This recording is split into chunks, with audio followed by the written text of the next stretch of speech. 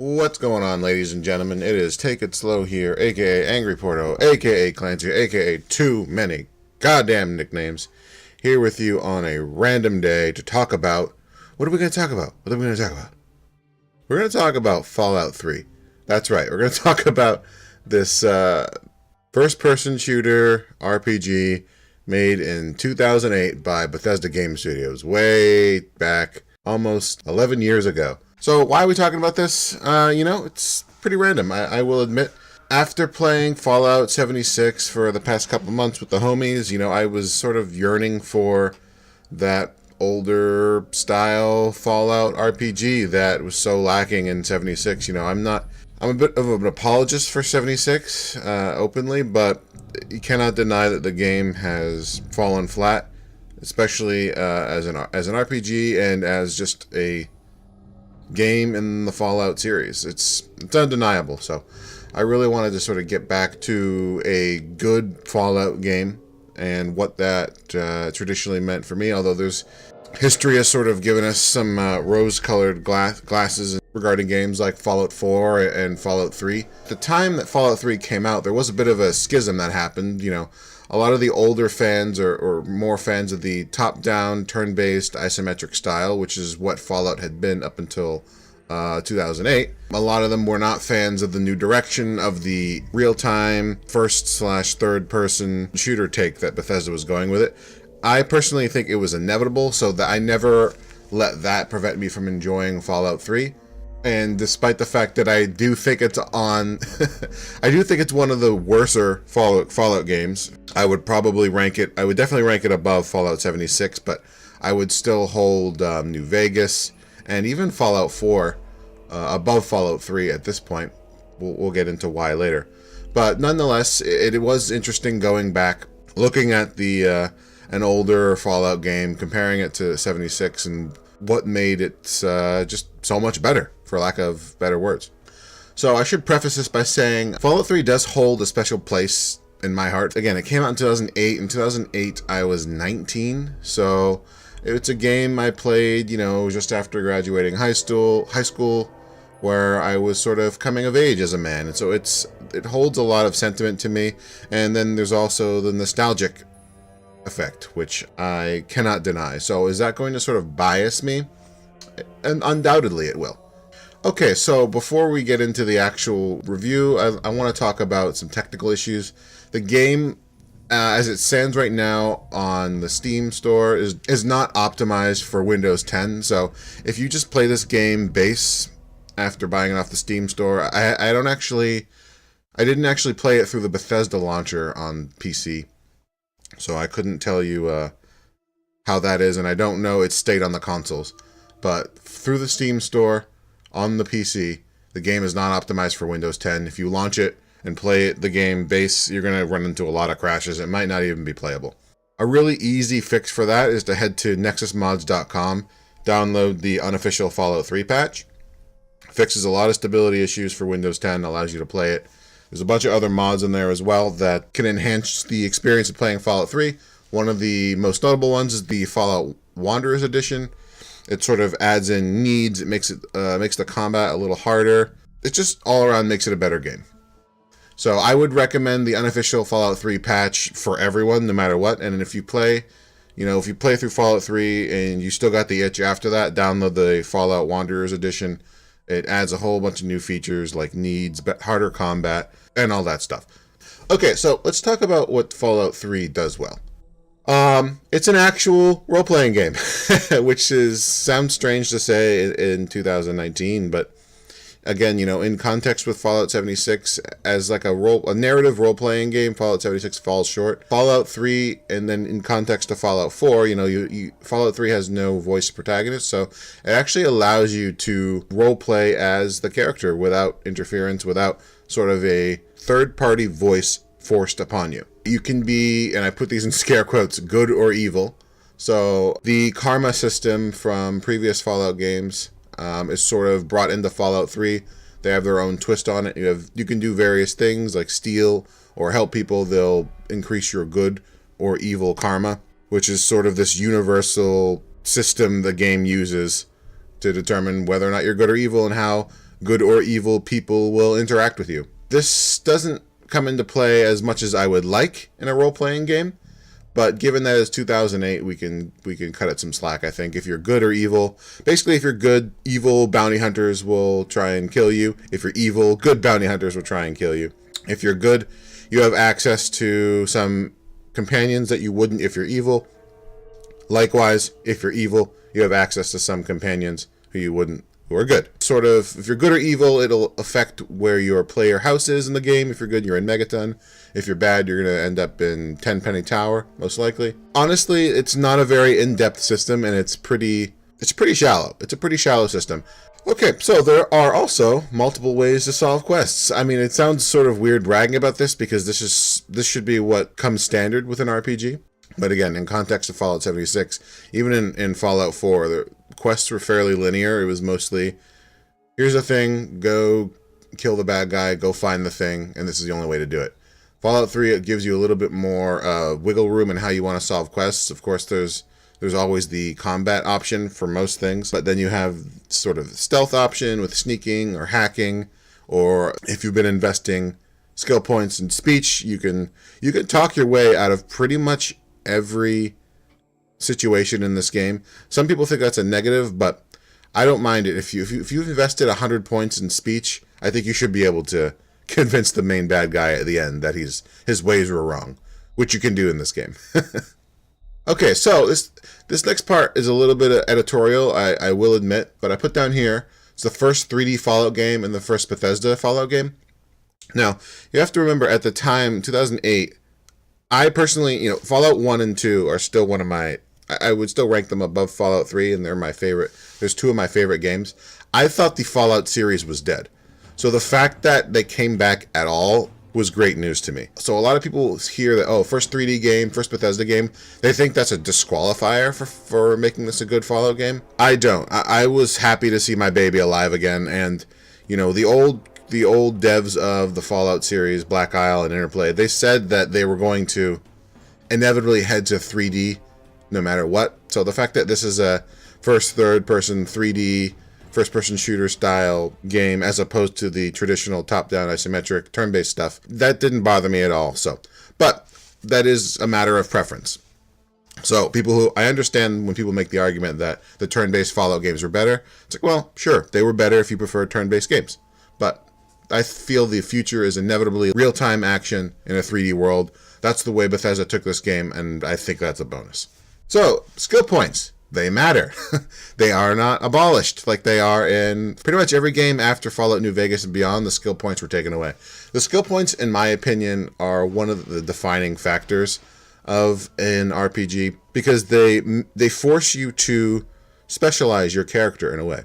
We all have the Skyrim hero or the Fallout 4 Sole Survivor who is level 150 and they're good at literally everything.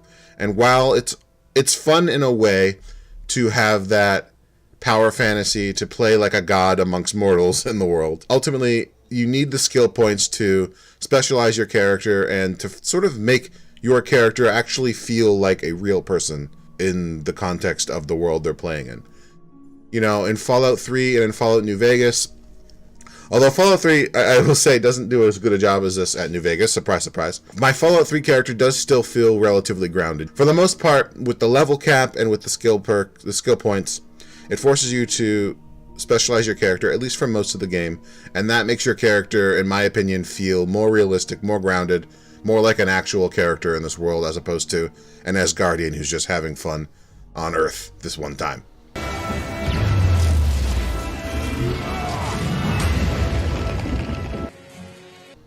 Perks. They're actually interesting and unique or game-changing, for the most part. Again, a lot of the criticism for Fallout 3 is that it's a watered-down RPG. I would agree with that sentiment for the most part, but in context of Fallout 4 and Fallout 76, perks in this game are actually game-changing and they matter. There's a perk in this game for Paralyzing Palm, where you randomly in that's melee combat, unarmed combat, you'll throw out this palm that stuns somebody. That's a game-changing thing. That's interesting. That's unique. That's not just, oh, you do 20% more melee damage. You do 20% more unarmed damage. You know, that shit is boring. So I was glad to see the perks return from the earlier Fallouts, and it's a shame that, again, after New Vegas, they sort of disappeared, or they've been watered down like in Fallout 4 did to just straight up damage buffs. That shit's uninteresting. Bring back the interesting perks of old that had game-changing consequences if you used. So, Fallout 3 also continued the tradition of having the end screen, showing what you did and how it affected the world. Again, this is gone after New Vegas. Fallout 4, I mean, correct me if I'm wrong, but I genuinely don't remember there being an end game credit scene or end DLC credit scene. In my opinion, this is vital for role-playing games. You know, Divinity Original Sin does it. The Witcher 3 does it. Like, to see what you did and how, you know, not only in context to the world. So I think Fallout 3 actually does an okay job, because with Broken Steel, the DLC, you sort of see the effects of your choices and how that affected the Capital Wasteland. But seeing that end screen, even just for the base game, you know, what you did, this is what happened to the community. Good things happen, bad things happen. All of it was based around player choice. I think you just need that for a choice-based RPG, which is really at the heart of what a Fallout game is supposed to be. Again, I think it's a travesty that it was removed with Fallout 4, and then obviously with Fallout 76, you don't really have that overarching story holding the whole thing together, because it's sort of more of an MMO than an RPG. But Fallout 3 had it. I'm glad it was there, and I miss it. They should bring it back. Okay, so right now we're going to sort of dive into what Fallout 3 doesn't do well. So I think we need to go easy on Fallout 3 a little bit for some of these things. So one of the first things I put is combat is janky, even for a 2008 game. This has still held true. The movement of some NPCs makes no goddamn sense. It's really quick and sudden, and it's just... it takes some time getting used to. Like, it's hard. I haven't played Fallout 4 in a while, but it would be hard playing Fallout 4 and then trying to go backward. Now, again, it's a 2008 game, so inevitably you're going to see technological advancements in the graphics of games and the animations of games, so I have to be a little forgiving with my criticism of Fallout 3 here, because, again, it's a 2008 game, but there are games around then that had better gunplay, that had better graphics, and even just like Half-Life 2, which I think is 4 or 5 years before this, even that, just the gunplay physics were just, they were just better. Combat has always been janky in Bethesda games, particularly before the Skyrim era. I think Skyrim sort of brought it to the next level. Nonetheless, you cannot deny the jankiness of combat in Fallout 3. I think if you go a gun build, VATS does a great job of sort of covering this up. You go from sort of trying to clunkily aim this clunky weapon down no iron sights. There's no iron sights, by the way, not in the base game at least. You go from aiming these clunky guns down this clunky non-iron sight to these people moving around in a fashion that doesn't make any sense. And instead of that, with VATS, you can watch your bullet time eviscerate things. So by level 20, you can get Grim Reaper's Sprint, which replenishes all action points in combat if you've killed someone in VATS. So at that point, you just go VATS, VATS, VATS, VATS, and you never even have to worry about the clunky combat. I would recommend a gun build. Melee build is just a fucking... Don't do it. Don't do it. Combat's too goddamn janky for melee. Also, the melee animations just look like shit. It's like, how is that hurting? That's not hurting me. Fuck off. The gameplay mechanics are just old. Again, it's a 2008 game, but there's no cover system. There's no sprint in the base game. Again, it's a mod you can install, which I think is... I couldn't play this game if there's no sprint, given especially that there's no like vehicle travel in the world. It's all fast travel. So, but when you're originally exploring, that means you're just kind of stupidly walking everywhere. And you'll see the character has a shitty walk and run animation. It just does not look real at all. But yeah, so there's no cover system, there's no sprint, and I believe, I could be wrong on this, because the last few times I've played the game have been with the unofficial patch, but I believe the base game does not allow key binding. Again, just a clunky mess. So again, we get to another point that's a little bit editorial, so if you disagree, that's fine, it might just be my preference. The main story, in my opinion, is kind of uninspiring and too linear, and also just not in the spirit of what a good role-playing game is. Now, a lot of role-playing games use the hero trope, you know, the savior trope, that, oh, you're the only one that can fix this, we need you to go out in the world and get stronger so that you can be the one who saves us. Fallout 3 absolutely utilizes that same trope. I don't know if it's that bad to use that archetype, I guess you could say, but I think you have to be creative in how you do it. I don't think Fallout 3 did it very well. I think a game, again, We'll talk about New Vegas sometime eventually. But New Vegas sort of allows you to be whoever you want. You're just the courier, and your background is your own. And Fallout 3, you are, no matter what you do, you're the vault dweller, you're 19 years old, and you're trying to find your dad. And, you know, to me, that story actually doesn't bother me. I'm able to immerse myself into that. But for a lot of people, you know, like my boy Tiki. Taco Man, burning out you love here. Tiki's told me a number of times that he just doesn't give a shit about the father. Like, he doesn't care about that main story. He doesn't connect with him, and it does not propel him through the game world. Ironically, this is one of the things I think Fallout 76 did an okay job at. In Fallout 76, yes, you're a vault dweller, but your backstory, your background is completely your own. You can be literally whoever you want in the Fallout 76 world. I mean, Bethesda really won't let you, but in terms of the player's own internal canon, they can be whoever they want. No matter what, in Fallout 3, you are the vault dweller, your dad's son, you're 19, you're this young, fresh green face that's hardened by the wasteland. Now, again, that story doesn't bother me personally, but when I hear people complain about that, I totally understand why. It's not a good base for a role-playing game. Or at least for a role-playing game where you get to sort of decide your character. You know, when we look at like Witcher 3, where you have a protagonist whose history is already set, it's just a matter of how you want to play him in that world. I think it works then, but for an open character to sort of have stuff jammed into your backstory by the developers, it backfires, in my opinion. It doesn't work. And then this is sort of going off that. So no matter who you are in the world, no matter if you're good or evil, you like the Brotherhood and hate the Enclave. This is, I think, one of the biggest pitfalls of Fallout 3 from a role-playing perspective. You gotta imagine an evil cannibal who blew up Megaton is probably not gonna want to work with the Brotherhood of Steel. They might actually be more interested in the Enclave. So the fact that the game does not give you any leeway on what endgame factions you want to join and who you decided your character is through the course of your gameplay, how that affects the overarching narrative of Fallout 3, it doesn't at all. I think that's one of the things Fallout 4 actually did a very good job of, is having multiple factions with different goals in how they wanted to shape the Commonwealth. Again, in Fallout 3, you're in the Brotherhood of Steel, you're fighting the Enclave, that's it. Get fucked. There's one ending. And everything you do, good or evil, blew up Megaton, didn't blow up Megaton, eat people, didn't eat people, it doesn't matter, you're in the Brotherhood of Steel and we like you. And that just feels, you know, again, I usually play a good guy playthrough, so it's less jarring for me, but if, you know, I can remember playing an evil playthrough and being like, this doesn't make any fucking sense. And yeah, I think I just mentioned it before, there's only one ending to this game, and the ending is so bad, in my opinion, that they retconned it with the Broken Steel DLC, which is a good choice, because the ending was fucking bad. I won't spoil anything here, but all of it's sort of the criticism that Mass Effect 3 ran into. Like, all of your choices sort of come down to this black or white decision that is really the same, and it makes no fucking difference. It changes a few words that Ron Perlman says in the end game, slideshow, but that's it. Alright, so let's talk a little bit about the DLC for Fallout 3. Some of the best DLC Bethesda has ever done, in my opinion, is in this game, although some of the most irrelevant as well.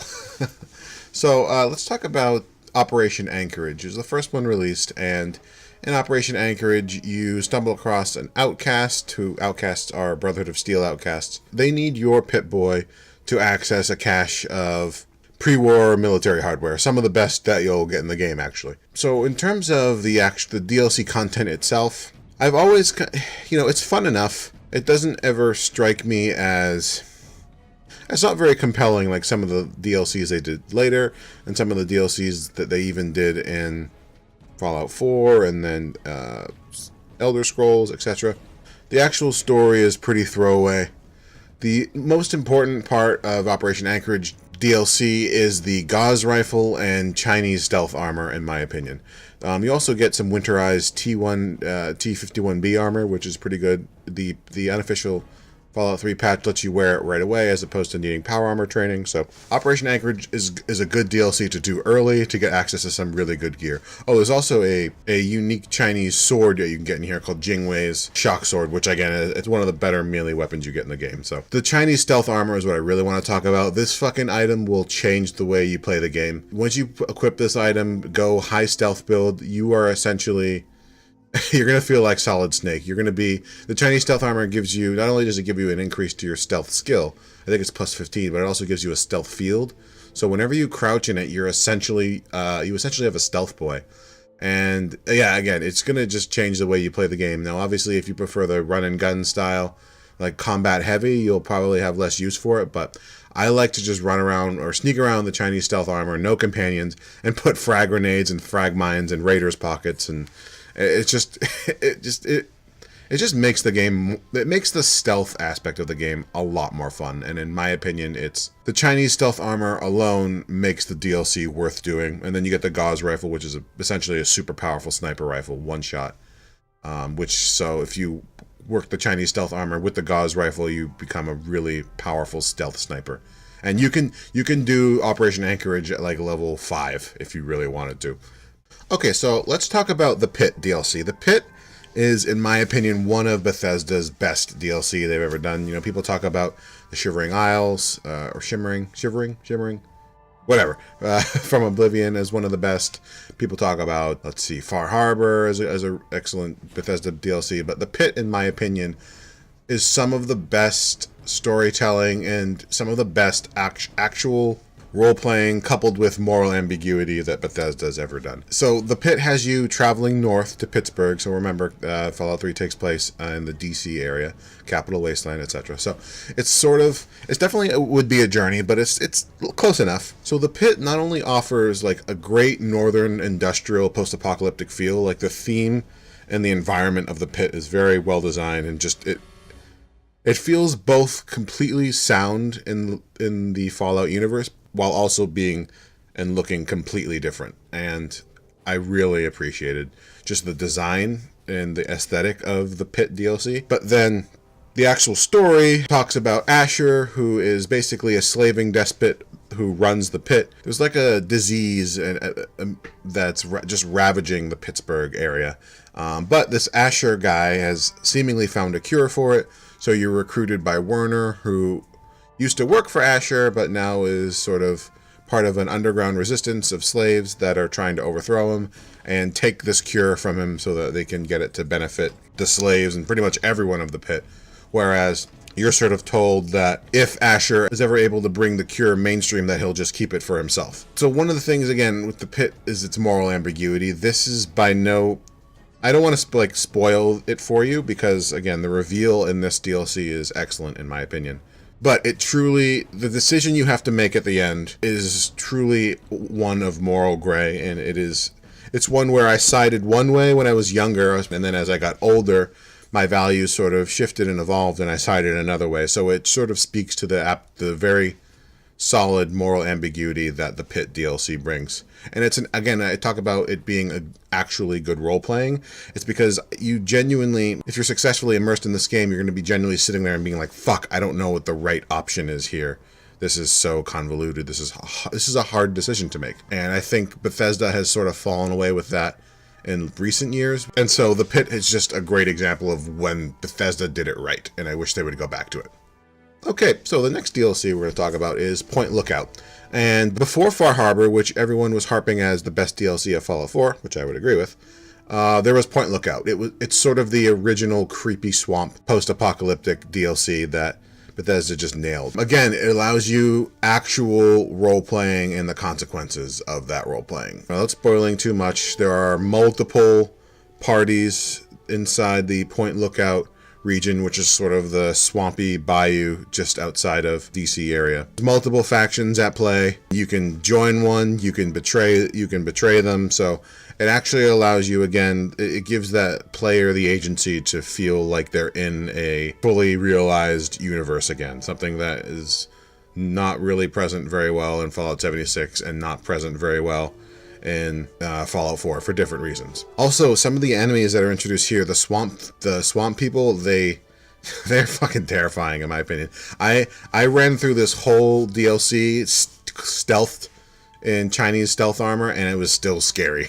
They're a little bullet spongy because by the time I got there, it was my end game. But Bethesda absolutely nailed the environmental storytelling, the environment in general with Point Lookout, the ability to role play for different actors, and to sort of just be whoever you want to be within Point Lookout. Where the Pit offered some moral ambiguity in their storytelling, Point Lookout actually offered like a excellent environmental and exploration storytelling that Bethesda still does very well, in my opinion. That's one of the things that they've always done well, and Point Lookout is a great example of it.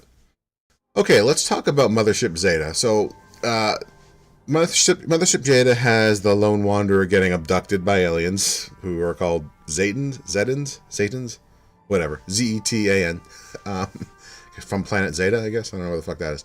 But it's an interesting change of pace. The alien theme is well designed and unique, in my opinion. I thought the level designers who worked on Mothership Zeta did a good job of sort of theorizing and creating like what an alien ship would look like. They're like a sort of mix of grays and reptilians. Like they have the gray look, but then they have green skin. So it was just a good take on Alien. It had some interesting and very powerful guns, and it delves into, it's a good thought. The DLC in general is a good thought experiment of what if aliens were abducting people throughout history, and then let's jam that question into the Fallout universe. So while it's fun enough initially, it's sort of hard to take seriously in the context of the rest of the series. Aliens were supposed to be an Easter egg that were referenced, here and there. You have the spaceship crash in Fallout 4. Fallout 2, they allude to something. There's literally the Wanamingos who are called aliens. There's some stuff that's alluded to, but as a general principle, I think they're supposed to be an Easter egg. I feel like Bethesda sort of jumped the shark a bit by making an entire DLC out of them. So the novelty of how cool the ships were designed and just the concept of aliens in the Fallout universe, while it was fun, it wore off pretty quickly into me playing. And that could have been just a sign of the fact that I was growing burnt out with the game in general, and then I saved sort of this last irrelevant DLC towards the very end. But it was a drag to get through, I'm not gonna lie. And also, I did it at level 30. The aliens, and I guess this is sort of a critique of general creatures towards the end, once you're max level, they felt too bullet spongy. You end up just literally smashing left click on their face, on their head, and you shoot them in the head 12, 15 times, you eat critical strikes throughout, and it takes forever for them to die, and it's just not very fun. I don't know how else to put it. The final sequence, I will say, unlike the rest, is a Star Trek-like space battle with another alien ship. And that I found refreshing and fun, even though it was really simple. It was kind of like, shields up, fire main gun, and that's really all you did. But given that the rest of it was sort of a drag through various like fetch quests throughout different similarly designed levels on the spaceship, I was happy for that final sequence, and then I was happy for it to be over. So honestly, like this DLC alone, I think is going for $5 right now. I would not recommend buying it alone for $5. I mean, I guess if you're really enjoying Fallout 3 and you just want a little more, go for it, but get this as part of the Game of the Year edition or don't get it. And the last DLC we'll talk about is Broken Steel. It's less of like a new zone, new area, and it's more just kind of a continuation of the story. What Broken Steel does the best, in my opinion, is it increases the level cap from 20 to 30, so it's a must-buy just for that alone. And it also retcons the bad ending. So in the original ending, it was basically you sacrifice yourself or you have an important NPC sacrifice themselves, and it never sat well for people who are just using their brain and thinking. It's like, well, wait a sec, I have these two NPCs that can do the thing that requires me or them to sacrifice themselves, but they won't die doing it, so why don't I just have them do it? And I guess you can sort of meta think around a lot of video games. You can always find bad or lazy writing to be critical of, especially in video games. But the ending for Fallout 3, in my opinion, was especially atrocious, and I'm glad that Broken Steel basically retconned that completely. Overall, Broken Steel is a solid extra 10 hours of, not even. It's probably a solid extra 5 hours of gameplay. It sort of wraps up what happens with the Brotherhood and the Enclave. And again, if you have the stealth armor, especially going through the final area of Broken Steel, like the Adams Air Force Base in stealth armor with all your high-tech weapons, you feel like Solid Snake. You feel like a ghost. It's a good power trip, no doubt.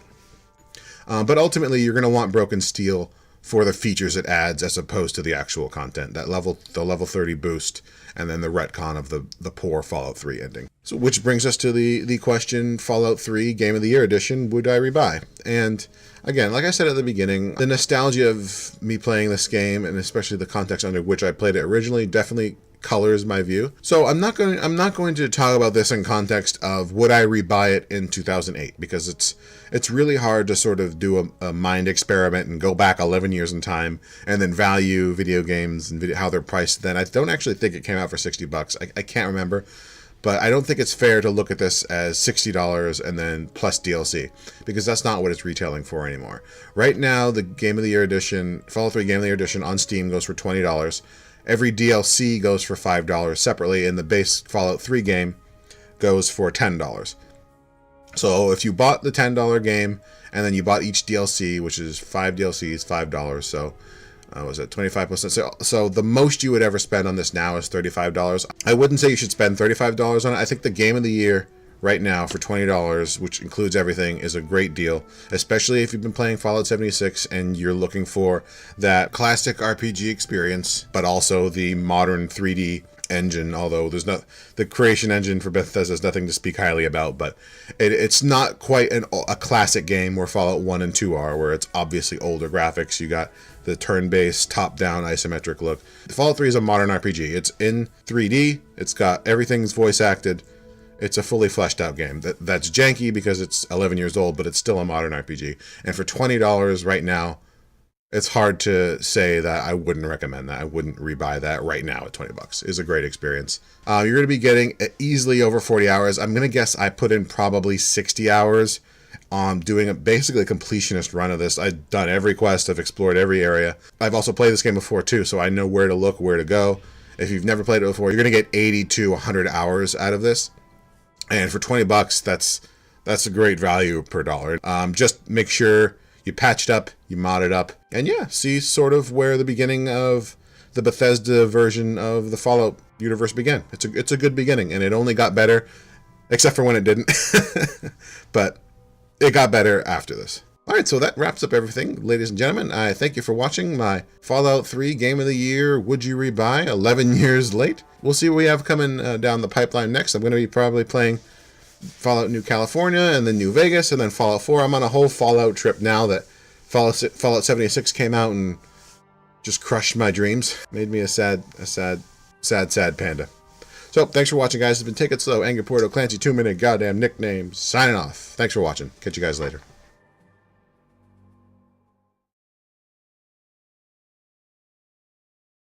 Take it slow.